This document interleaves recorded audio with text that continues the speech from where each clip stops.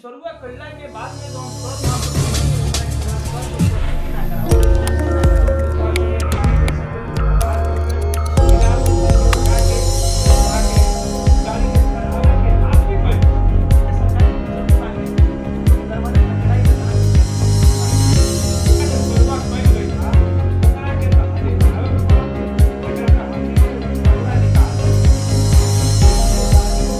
जानकारी दे दल मानी।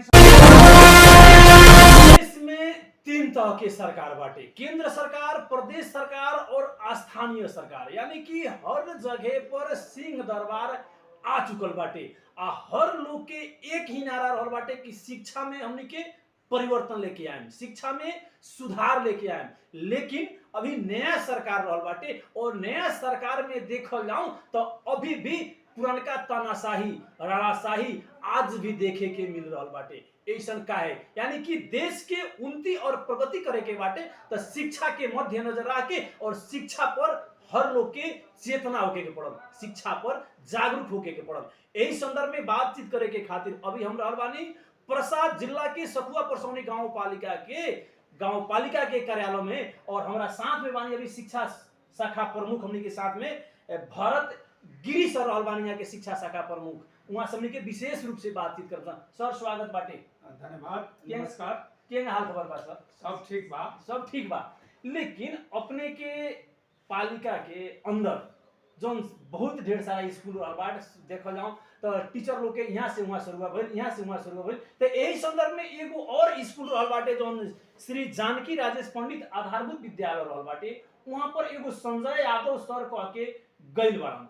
वो सर के कहीं ना कहीं वहाँ के प्रलोभ चाहे वहाँ के व्यवस्थापन समिति के अध्यक्ष जी लोग वहाँ के रजिस्टर में हाजिरी नहीं के कर दे, तो फिर क्या हो सर शिक्षा शाखा स्वास्थ्य बनावे के खातिर, शिक्षा के अच्छा बनावे के खातिर जो अपने लोग नीति और नियम सरकार लेके आइल बा, एकरा प्रति क्या अपने का कहें? सर्वप्रथम दर्शक लोग से हम आग्रह करे के चाहतनी 2074 साल से स्थानीय तौर के गठन भइल बा। ई दूसरका कार्यकाल के अंतिमवा वर्ष हो, मतलब 9 वर्ष हो। ई सखुआ परसौनी गांव पालिका में अभी तक ले दरबंदी मिलान ना भई रहे। बहुत प्रयास के बावजूद ई दरबंदी मिलान भइल बा। दरबंदी मिलान के क्रम में एगो कार्यदल गठन भई रहे। उ कार्यदल 1 महीना लगा के प्रतिवेदन तैयार कइला। प्रतिवेदन तैयार जौन कइले बा ओकर आधार का है तो संघीय जौन एगो दरबंदी मिलान के कार्यविधि 2076 बनौले बा, ओकरे आधार से पालिका भी सामुदायिक विद्यालय दरबंदी मिलान कार्यविधि 2082 बनौले बा। ओकरे आधार से वो कार्यदल गठन भइल। ओमे शर्त बंदेज बा। वो शर्त बंदेज के आधार में दरबंदी मिलान के काम मावी तो हमें, निमावी तो हमें विषयगत रूप से दरबंदी के मिलान करे के बा। 1 से लेके 5 तक ले में विद्यार्थी संख्या के आधार में दरबंदी मिलान करे के बा। सब विद्यालय के विद्यार्थी संख्या के अध्ययन कइल गई, अवलोकन कइल गई। वो आधार से एगो प्रतिवेदन तैयार भइल। प्रतिवेदन तैयार करके पेश भइल गांव शिक्षा समिति में। गांव शिक्षा समिति ओकर अध्ययन कइलक 2-4 दिन। ओकरा बाद में ओकरा के निर्णय कइलक। निर्णय कैला के बाद अनुमोदन करतिया कार्यपालिका में पेश भइल। कार्यपालिका चैत 30 गते निर्णय कैलक। निर्णय के आधार पर ये दरबंदी मिलान के क्रम में शिक्षक लोग के जहाँ अपूग बा, चाहे विषयगत नहीं के मिलल, तहगत नहीं के मिलल, ओकरा के हमनी के सरुआ कैले। अच्छा सर, सरुआ कैनी बहुत सराहनीय कार्य बा, सरुआ कैनी। लेकिन सरुआ कैला के बाद में जौन सर वहाँ पर गईनी, ओकरा वहाँ सर के उपस्थिति ना करावल गई, हाजिरी ना करावल गई, एकरा संदर्भ में काफी कम हुआ। पहिलका बात की वो विद्यालय में निमावी तोह के एगो साधारण दरबंदी दिखते बा। निमावी तोह के विद्यालय हो, कक्षा 8 चलेला। वहाँ तो थाई शिक्षक के हमने बंदोबस्त कैली। निमावी तोह के थाई टीचर लोग के वहाँ कहीं ना कहीं एक्सेप्टे नहीं के करत लोग, का है अब तो ना कइल जाता। तो ये तो एन कानून प्रचलित विधि के विपरीत बा। अगर वैसन केहू एक्सेप्ट नहीं करो तो मैं कोनो किस्म से बाधा अड़चन करता तो कानून विपरीत हुई और ओकरा पर कानून सम्मत कार्रवाई हो सकता। अब आवे वाला दिन में ओकरा प्रक्रिया में गांव शिक्षा समिति गांव कार्यपालिका अगाड़ी बढ़ल बाटे। अपने के माने पालिका आगे बढ़ल। आज हम सर से बातचीत कैनी है, सर ये वीडियो के माध्यम से हमनी के चैनल के माध्यम से सर एगो भावुक होके रोए के कह के वैसन वहाँ के अवस्था रहल बा। ये संदर्भ में बताई सरकारी टीचर लोग आखिर उ लोग दरवाजा खटखटाई तो कहाँ खटखटाई, अपने के पास खटखटाई। सही बात बा अपने के। सर भी हमनी के ज्ञात करौले बानी। सर चिट्ठी लेके वहाँ गईनी, जे वहाँ के प्राविक करार के शिक्षक हो उकर वो कहला कि हमारे स्थापित विद्यालय हो, तो स्थापित विद्यालय का मतलब तो हम ही रहें सदा रहें, हमरा लगे योग्यता क्षमता नहीं है तो वो रहें, ये तो अनाहक बात बा। सर गईनी तो उधरता न कैलन, चिट्ठी बुझलन ना। सर के अनाहक किस्म से विभिन्न दुर्वचन भी बोलन। पहलका दिन के बात हो, ओकरा बाद कि वहाँ के वार्ड अध्यक्ष के लेके जनप्रतिनिधि लेके फिर गईनी हाजिर होके, वो दिन भी वो लोग हाजिर ना करौलक। अब कौना हिम्मत और बल से करता अब वो भूले जाने। ओकरा बाद में वहाँ लगन जेकर स्थायी शिक्षक के हमनी के बंदोबस्त कैले बानी सर, ओमे विषयगत शिक्षक के बंदोबस्त कैले बानी सर। अच्छा से अच्छा शिक्षक वहाँ गई बाटे, ओकरा के हाजिर ना करो तो वाड़ा में जाके वहाँ लगन जनप्रतिनिधि के सामने हाजिर बैठी। ओकरा दूसरका दिन वहाँ के फिर गई स्कूल में, तो वहाँ संगे विभिन्न किस्म के दुर्व्यवहार कर गए।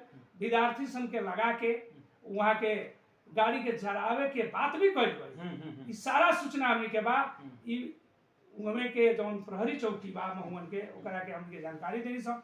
पुलिस भी गई वहाँ कि काहे में होता, तो गेट वो लोग ना खोलो।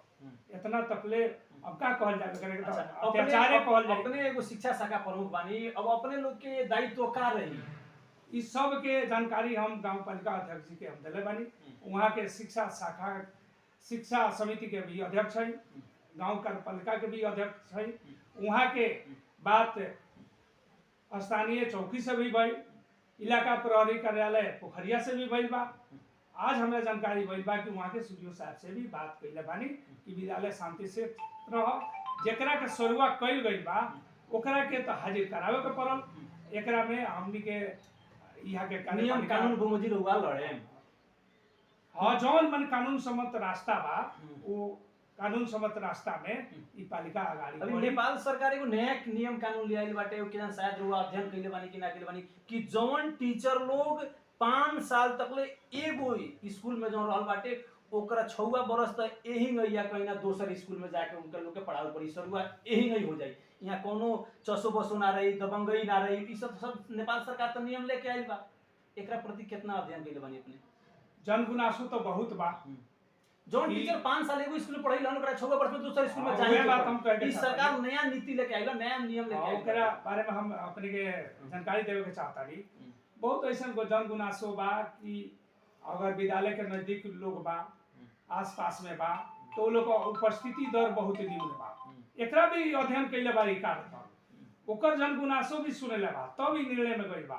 जहाँ तक ले हई 5 वर्ष के बात बा, अभी जौन सरकार अध्यादेश ले आई बा वो अध्यादेश के मार्फत नियमावली में परिवर्तन कैले बा। अभी तो हमनी के लगे वो कागजात नहीं खे आई, लेकिन कुछ दिन में आ जाए। 5 वर्ष अगर कोनो शिक्षक एगुले विद्यालय में बा ओकरा के अंत पठावे के ई आइल बा। अब जब आ जाई वो भी कार्यान्वयन होई। लेकिन ई जो नइखे छोड़त सर लोग के मोटरसाइकिल जरावे के ई सब तनाशाही बात ना है, जैसे नहीं लागत एकदमे बा। पालिका जौन निर्णय लेले बा वो कार्यान्वयन के क्रम में बा, वो नइखे कइल जात। उल्टे में जे सरुआ होके गइल बा ओकरा संगे दुर्व्यवहार कइल जाता, ओकरा संगे अभद्र व्यवहार कइल जाता, ई असहनीय बा।